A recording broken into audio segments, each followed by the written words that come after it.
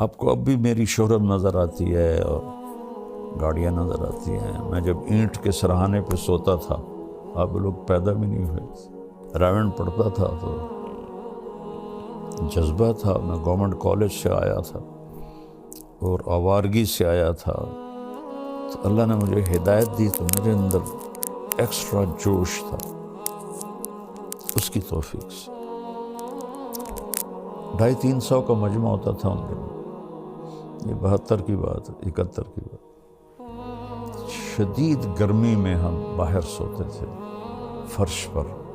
کہ راون کا پانی کھارا تھا تو ہم چھڑکاؤ نہیں کر سکتے تھے اینٹوں کو ذرا ٹھنڈا کرنے کے لیے، جون جولائی کی دھوپ، اور اس پر ہم سوتے تھے۔ تو میں اپنا بستر لے کے نکلتا تھا، جس کو میں دیکھتا تھا بغیر بستر کے لیٹا ہوا ہے، میں اس کو اپنا بستر دے دیتا تھا، اور میں کہتا او سامنے برآمدہ ہے، صبح وہاں جا کے رکھ دینا، اور ایک اینٹ اٹھاتا تھا، اس پر جو مولوی کا کندھے پہ رومال ہوتا ہے، تقریباً ہر مولوی نے رکھا ہوتا ہے، وہ میرے پاس ہوتا تھا، اس کی وجہ سے رول کر کے میں اینٹ کے اوپر بچھا لیتا تھا۔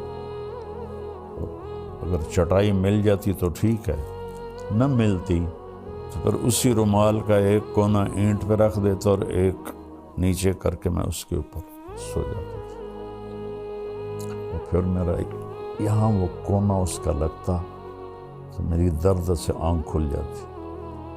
تو پھر میں ایسے کروٹ بدل لیتا تو پھر یہاں وہ جا کے چبھتا، پھر میری آنکھ کھلتی، پھر میں سیدھا لیٹ جاتا، تو پھر نیچے فرش کی آگ مجھے جلاتی، پھر میں کروٹ بدل لیتا۔ تو مجھے تو پتہ بھی نہیں تھا کہ اللہ مجھے دنیا میں ایسے پھرائے گا۔ اللہ نے مجھے ایک اچھے خاندان میں پیدا کیا، غربت نہیں دیکھی، امارت دیکھی، عزت دیکھی،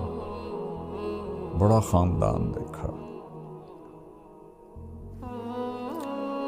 اس لیے تو میرے والد کہتے تو میری نک وٹھا دیتی، ایسے کرتے تو میری نک وٹھا دیتی ہے۔ شریکاں زمینداروں میں مولوی بندا پہ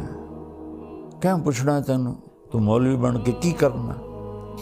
باقی بیٹا پتہ تو موت پہ چلے گا، اس سے پہلے کوئی دعویٰ نہیں۔ اللہ کی قسم کروڑ دفعہ آخری سانس تک انسان خطرے،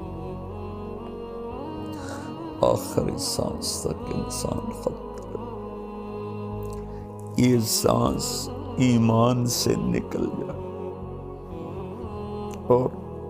جنت کے فرشتے آئیں اور عزرائیل کہیں اخرجی وابشری بروح وریحان ورب راض عنک غیر غضبان، اس وقت جا کر میں کہہ سکتا ہوں کہ میں بڑا آدمی ہوں، میں کامیاب آدمی ہوں۔ اس سے ایک لمحہ پہلے بھی میں بدترین مخلوق بن کے مر سکتا ہوں۔